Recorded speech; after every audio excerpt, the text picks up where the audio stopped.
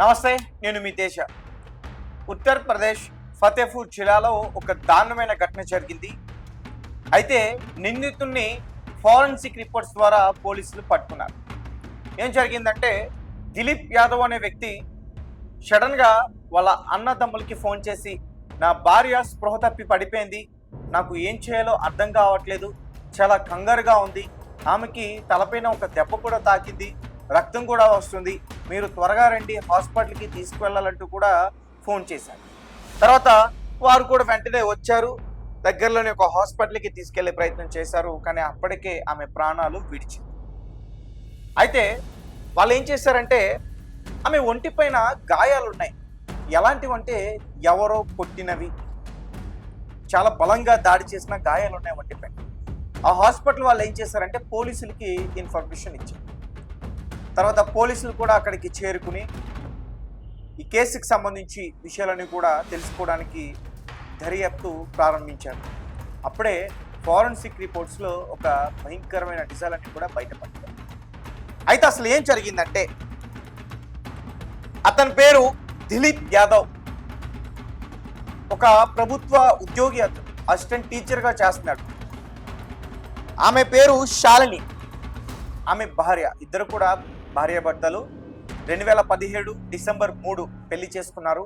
ఇద్దరు కూడా ప్రేమించి పెళ్లి చేసుకున్నారు, పెద్దల సమక్షంలో పెళ్లి చేసుకున్నారు. దాని తర్వాత జాబ్ నిమిత్తం ఇద్దరు కూడా ఒక రెంట్ హౌస్ తీసుకుని ఒక ప్లేస్లో నివసిస్తూ ఉన్నారు. నజీర్పూర్ మొహలాల్ అనే ఒక ప్రాంతంలో ఉంటున్నారు ప్రజెంట్. సో దిలీప్కి శాలిని పైన అనుమానం ఎక్కువగా పెరిగింది. నాతో కాకుండా వేరే ఎవరితోనో ఈమె ఉంటుంది, నా దగ్గర ఆ విషయాన్ని దాస్తుంది. సో ఇదే విషయం పైన చాలాసార్లు వాళ్ళకి గొడవలు అయ్యాయి. సో పెద్దలు కూడా ఇందులో ఇన్వాల్వ్ అయ్యి ఉన్నారు. అంటే వారి వరకు కూడా ఈ గొడవలు జరిగాయి. అమ్మ నన్ను తాగేసి కొడుతున్నాడు, అమ్మ నన్ను అనుమానిస్తున్నాడు, అమ్మ నన్ను వేధిస్తున్నాడు. సో ఇలా వెళ్ళాయి. మొత్తం మీద పెద్దలు ఏదో ఒకటి సర్ది చెప్పి ఇద్దరిని కూడా కూర్చోబెట్టి మాట్లాడి మీరు బాగుండాలని చెప్పి పంపించారు. తర్వాత మళ్ళీ తిరిగి వచ్చారు. ఇలానే ఉంటుంది. సో దిలీప్కి మాత్రం శాలిని మీద ఉన్న అనుమానం ఎక్కడ కూడా తగ్గల. ఏదో ఒక విషయంలో ఆమెను చాలా ఇబ్బంది పెట్టాం. ఇదే టైంలో అతను ఒక ప్లాన్ చేశాడు.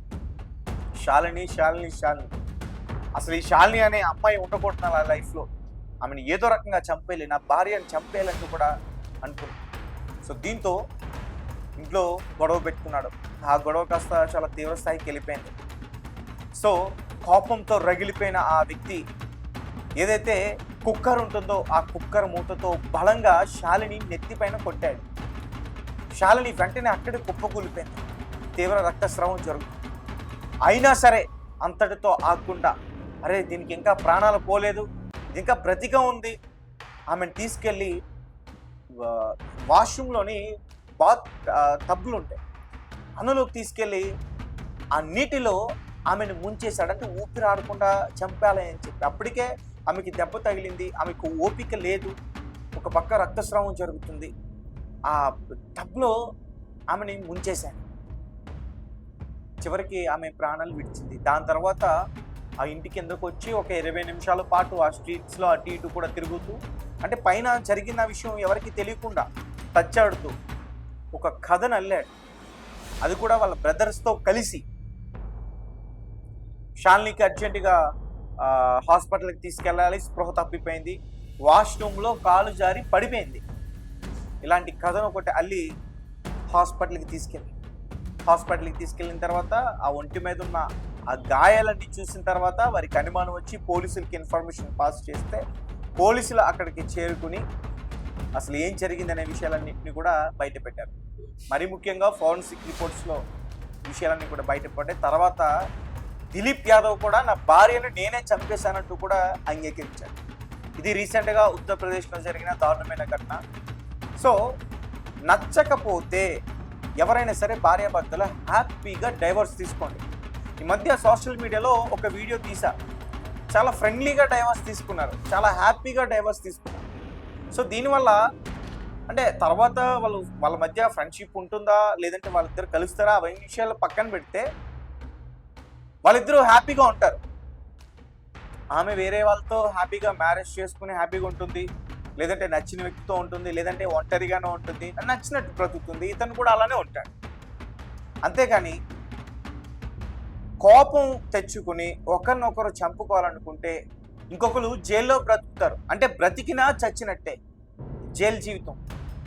కాబట్టి ఒక్కసారి ఆలోచించండి. చావు ఒక్కటే పరిష్కారం కాదు. హ్యాపీగా డైవర్స్ తీసుకోండి, హ్యాపీగా సెలబ్రేషన్ చేసుకోండి. పెళ్ళికి ఎలా అయితే 10 మందిని పిలిచి భోజనాలు పెడతారో, డైవర్స్ తీసుకున్నప్పుడు కూడా అలానే మీ బంధువుల్ని అందరినీ పిలిచి మేము అందరి సమక్షంలో డైవర్స్ తీసుకుంటున్నాం అని చెప్పి అందరికీ భోజనాలు పెట్టి మీ గురించి మళ్ళీ ఎవరికి మాట్లాడడానికి అవకాశం ఇవ్వకుండా అదే రోజు మాట్లాడుకుంటారు. దాని తర్వాత ఎవరి పని వాళ్ళదే కదా. అందరికీ భోజనాలు పెట్టి కడుపు నిండా పంపించండి.